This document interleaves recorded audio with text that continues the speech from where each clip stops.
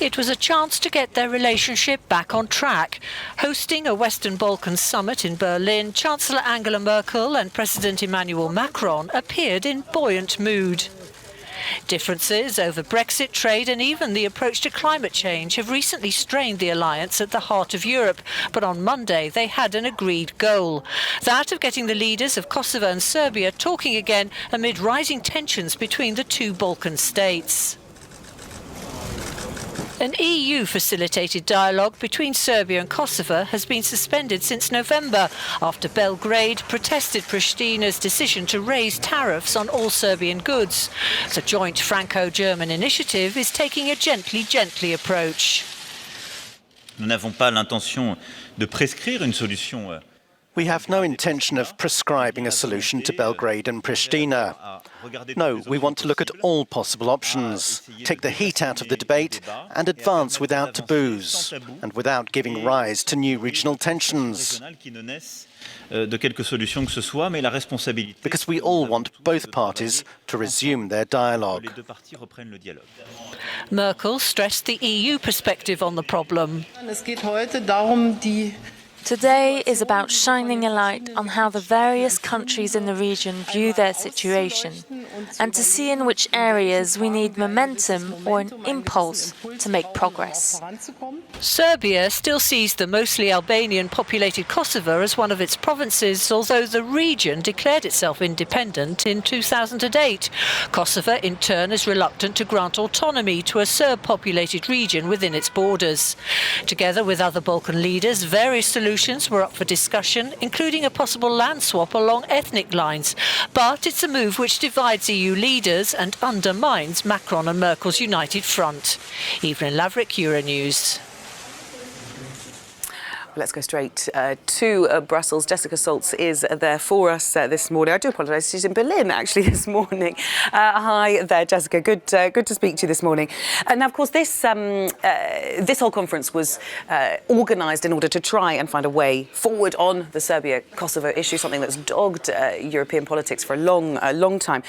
Are we any clearer now on the morning of this conference in terms of trying to find a solution?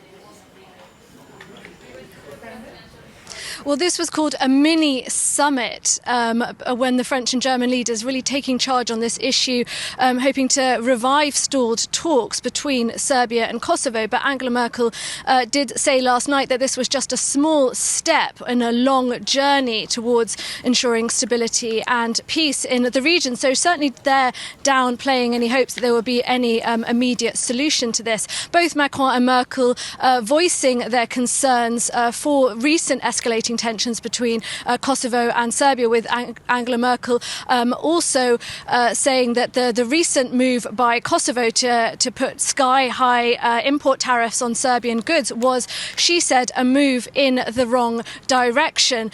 So certainly open for discussions and dialogues hosted by the leaders of France and Germany in Berlin. But one issue that has been proposed as perhaps a method with which to settle tensions between Serbia and Kosovo is a territory swap between Serbia and Kosovo. This is something that's actually been discussed for years, but was recently brought up again, and something which Federica Mogherini, the EU foreign policy chief who has been overseeing these negotiations and talks on the EU side, has said could be a possibility. But this has been completely ruled out by Berlin, with the German government and indeed the entire German parliament saying that if this region starts redrawing the map according to ethnic backgrounds, and this is going to set a really worrying precedent at a time when we're seeing rising nationalism and rising populism. In fact, Mogherini was present at this summit in Berlin, but it is thought that the Berlin government is very displeased with her handling of the negotiations between Kosovo and Serbia at the moment.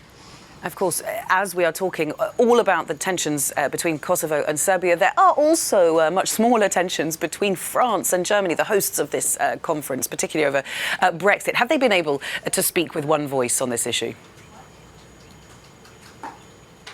Well, I think at this summit we really saw this is where the Berlin-Paris axis worked incredibly well. In fact, this mini summit was really Paris and Berlin saying that we haven't seen the EU make a lot of progress when it comes to reviving talks between Serbia and Kosovo, so we're going to get involved and try and engage ourselves. And this is where we see the strength of the Berlin-Paris axis. And we really saw, I think, Macron and Merkel singing from the same hymn sheet yesterday.